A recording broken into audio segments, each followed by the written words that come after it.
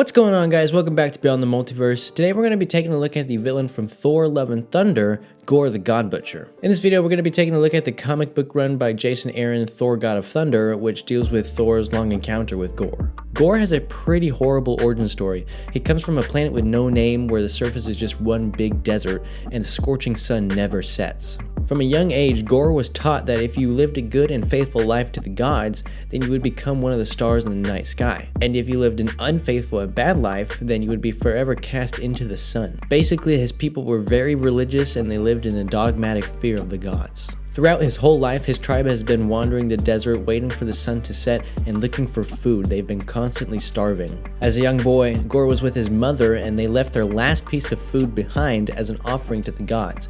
Now, at the time, Gorr didn't understand this. He was wondering why he can't just eat that food. His mother explained that it was an offering to the gods, and if they stayed faithful, they would get help. Almost immediately after leaving the food there, Gorr's mother was killed by a wild pack of beasts that were hunters on the planet. Gorr ran away and never saw his mother again. Many years later, Gorr is still with his people, wandering the desert, looking for food, waiting for the sun to set.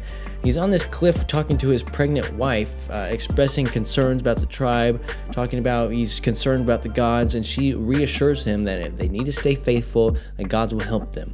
And then immediately after that, the land under her gives way and she falls to her death, screaming for the gods to help her as she falls to no avail. Years later again, Gorr is still wandering the desert with his people, still looking for food, still looking for night to come. He's carrying his dying son in his arms. His son is dying due to starvation, slowly fading away. Gorr tells him that soon he will never be hungry again.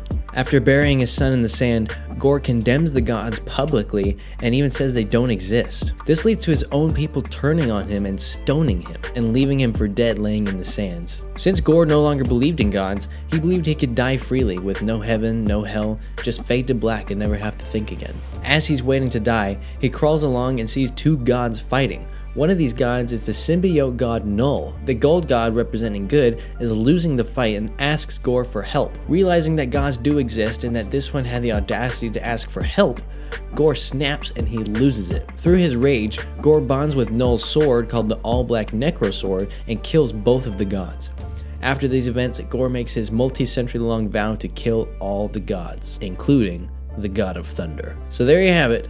Gorr is one of the coolest characters in comics. I think that run is like 11, 12 books long and they're all really good. It's a super good story. I encourage you to check it out. Thor God of Thunder by Jason Aaron.